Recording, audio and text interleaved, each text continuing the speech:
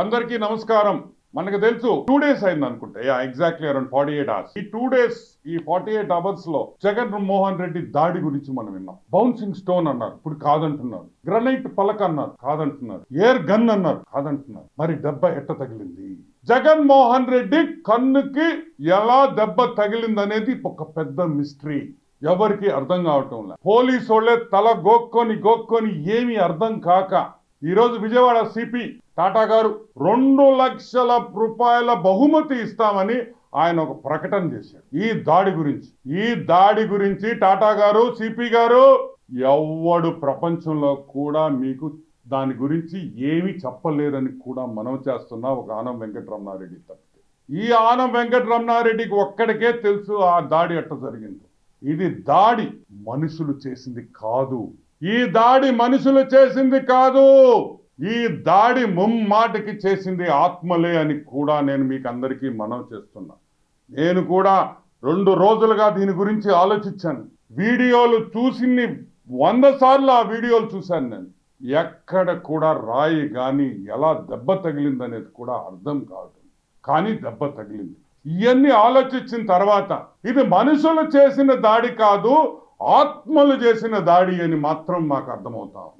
ఆత్మలంటే మీరు చేసిన పాపాలకి, మీరు చేసిన మర్డర్లకి చాలా ఆత్మలు ఉన్నాయి. అందరు ఆత్మల గురించి నేను చెప్పుకుంటా పోతే లక్షల్లో చెప్పాల్సి వస్తుంది. కాబట్టి అందరు కాకుండా మీకు ఒక 4 ఆత్మల గురించి. వైఎస్ రాజశేఖర రెడ్డి, వైఎస్ వివేకానంద రెడ్డి ఘోరంగా హత్య చేసిన వ్యక్తి.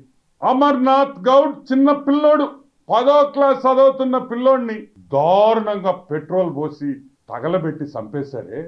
ఆత్మలన్నీ గమ్ముగా ఉంటాయి అనుకుంటున్నారా? ఆత్మలు దేవుడి దగ్గరికి పోవు, ఇక్కడే తిరగతా ఉంటాయి మీకోసం. మిసభ అనే ఒక మైనారిటీ పాప, బంగారు తల్లి, 10వ క్లాస్ చదువుకునే బంగారు తల్లిని వేధించి ఊరేసుకునేటట్టు చేశారే. ఈ ఆత్మలన్నీ గమ్ముగా ఉంటాయా?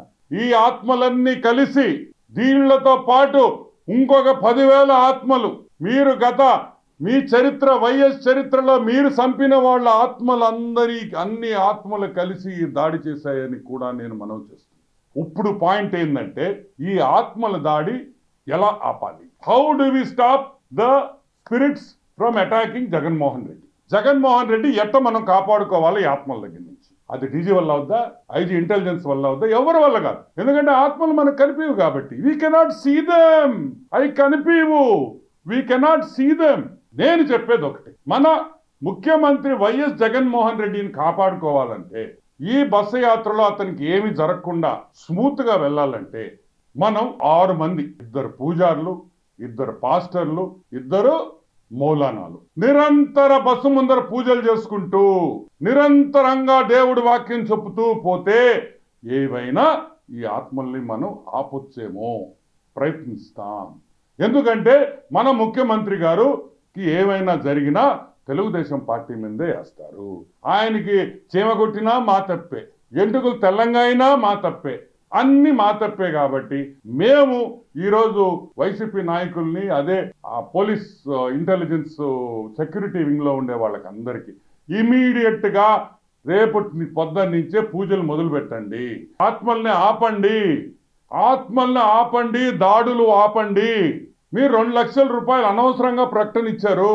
మీరు 2 లక్షలు, నాకు ఆత్మల పేర్లు తెలుసు కానీ నేను చూపిలేను కాబట్టి ఆ 2 లక్షలు కూడా నాకు వద్దు. సో వెంటనే పూజలు మొదలు పెట్టాలని మనస్ఫూర్తిగా తెలుగుదేశం పార్టీ తరఫున కోరుకుంటూ, ఆత్మలకి మేమేం తప్పు చేయలేదు, ఆత్మల్లారా మేమేమి తప్పు చేయలేదు, తెలుగుదేశం పార్టీ మీకు ఏమి తప్పు చేయలేదు.